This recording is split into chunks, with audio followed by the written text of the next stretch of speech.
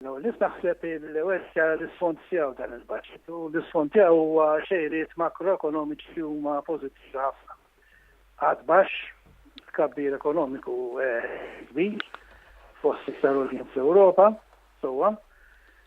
U importanti wkoll li għandek id-dejn li issa nieżel taħt il-50% tal-prodott gross domestiku u li ħajkompli nieżel is-sena d-dieħla.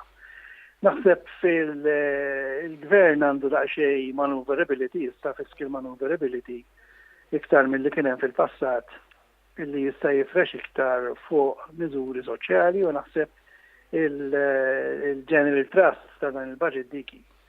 U li targeti ħafna l-pensjonanti u l-familji li għandhom liħ baxx.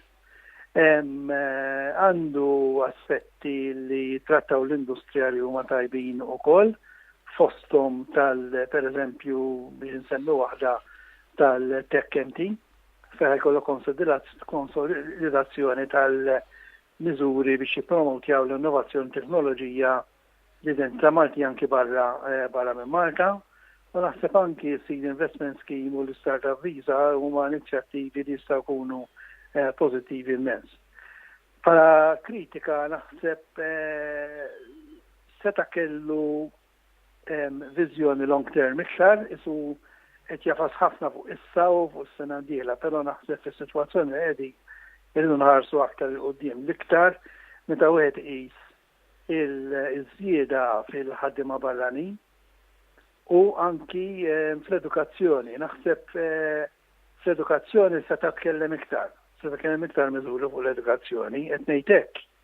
Għaliex għatanna rata ta' dropouts qawwija u anki n-numru ta' studenti li qegħdin jmorru fl-STEM subjects nieżel f'Malta, meta suppost għandna 30 pajjiżi oħrajn li qegħdin nimbuttaw nies aktar biex jieħdu STEM subjects. STEM subjects qed nirreferi vuol dire xjenza, teknoloġija, inġinerija u matematika.